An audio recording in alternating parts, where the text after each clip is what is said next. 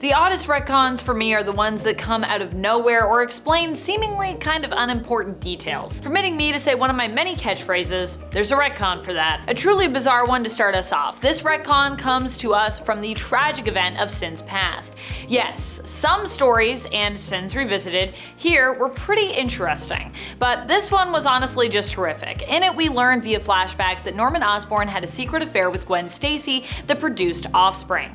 Ew. 2 twins. What's even worse is Norman hid his relationship to the twins from them, aiming to use them in his plot to defeat Spider-Man by making them believe that Spider-Man was both their father and to blame for their mother Gwen's death. Yikes. Honestly, a whole lot of yikes. How to start off explaining this next one? Well, for this retcon, first and foremost, we are headed to DC, and it has to do with Power Girl. For starters, Power Girl has had one of the most retconned and thus confusing origins over at DC Comics, this origin being one of them. That she was not related to Krypton, but was in fact of Atlantis. After Earth 2 was wiped out in Infinite Crisis, she became the granddaughter of Atlantean wizard Arion. Her grandfather also passed on a great responsibility to her, the prophesied miraculous conception of the champion Equinox, destined to defeat the Chaos Lord Scarabus. No.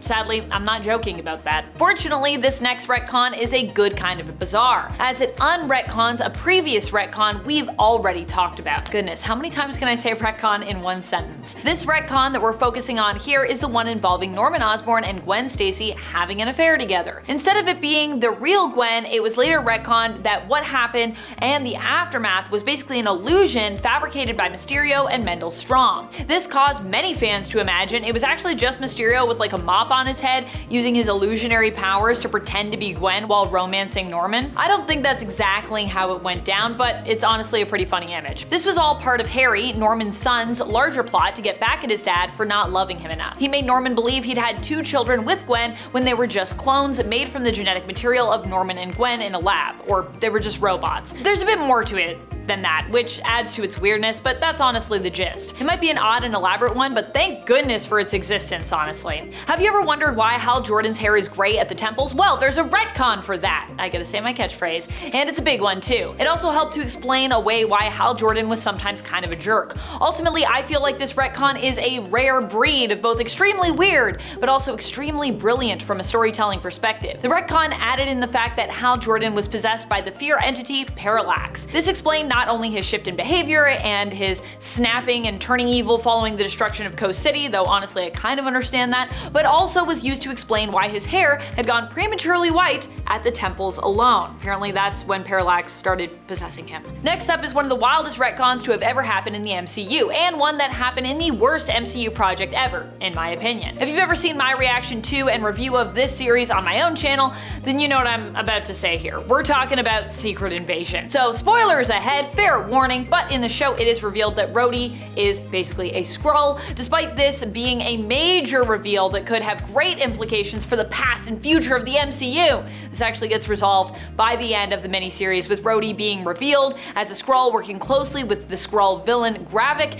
and also being released from his Skrull prison by the end of that show. It's also implied that Rhodey has been a Skrull since before he regained the ability to walk. Yeah, what the heck? Why? And what does that mean? Just another example of how it felt like Secret Invasion didn't consider any of the greater continuity outside of the series itself. Speaking of things that make little to no sense to most of us, in Star Wars, the Force is often spoken about as though it is some magical or supernatural thing in origin, a sense that one can channel, but only if one is Force sensitive or trained in its use, an almost mystical power that allows you to move objects with your mind and see very briefly ahead into the future to anticipate attacks against you. It allows Jedi to use lightsabers to defend against blasters, using them like a shield to rebound or rebuke shots aimed at them. But what if I told you the Force wasn't magical, and instead that it's scientific in origin? I'm sorry, what? Yes, it's true. Apparently the key to being a powerful Force user comes down not to training or learning how to best channel the Force, getting in tune with a more spiritual side of oneself. It's all about your midichlorian count. I mean, I know George Lucas has to have an answer for everything, which in part is what makes him a great world builder, but also sometimes this can also work to the world's detriment. How do I put this? You know Spider-Woman? You know how her origin is that as a child she became ill and was put in a stasis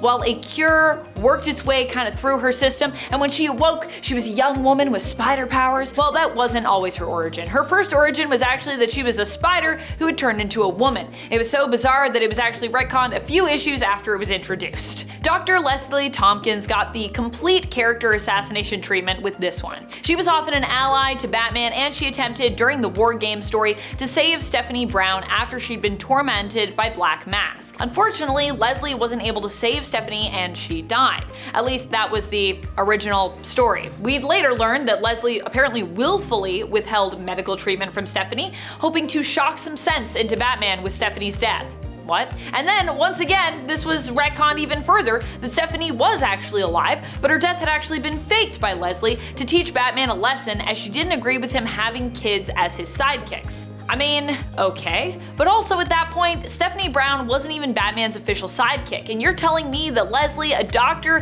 who has sworn an oath to protect lives, who has always been shown as a compassionate woman, would just lie to Batman and either willfully cause or fake Stephanie's death to mess with him and teach him a lesson. Interesting. Why don't we just admit that Batman maybe was at fault there, and maybe it was his fault? I don't know. We could have just admitted that. If you know me, Amanda, you'll know that this next point is a must-have for me on a list like this. See if you can guess what I'm about to say. If you guessed the retcon of Quicksilver and Scarlet Witch, ding ding ding, you are correct. Quicksilver and Scarlet Witch were mutants for years, the children of Magneto. They never fought alongside the X-Men, but instead were more closely connected to the Avengers, despite their mutant origin. Their mutant heritage and connection to Magneto was still an important part of who they were, though. In fact, much of their insecurities regarding and their attitudes towards their father shaped their personality and their characterization throughout their history. Which is why, when we learned during the events of Axis that Scarlet Witch and Quicksilver were not in fact Magneto's children, although at least they were related to each other, that part is at least true. And following that, we also learned that they were victims of the High Evolutionary's experiments, and that he had simply disguise them as mutants after experimenting on them, despite them never being mutants. I was floored and honestly frustrated. What's worse is it feels like this retcon was not really done for a narrative reason per se, but was more done just so Marvel could use the characters in the MCU, as they didn't have the rights to the X-Men and mutants at the time, as those actually belonged to Fox. I thought with WandaVision we might fix this part of their origin in the MCU, especially after like the Fox and Disney merger, perhaps leading way to this retcon being undone as well in the comics, but sadly, I was very wrong. Okay, this is it. The weirdest one I have for you. Superboy Prime punching, literally, reality. Why did this happen? Well, because Superboy Prime was frustrated at having been imprisoned. During Infinite Crisis, this frustration manifested in a punch to the wall of his prison known as the Source Wall. The Source Wall is basically like the very fabric of reality in the comics, which meant that the aftermath of this punch saw massive consequences manifest. Big changes to continuity, like the return of Jason Todd. Some of the changes we got were good, some were bad. Everyone has their own opinions, honestly, on a lot of the changes, but the fact remains that how all those changes came about with Superboy Prime's super punch is definitely super weird. That's something I think we can all agree on. What a strange retcon. That's it for this one. I've been your host, Amanda, aka Vampex13. Till next time, you stay nerdy, YouTube. Bye!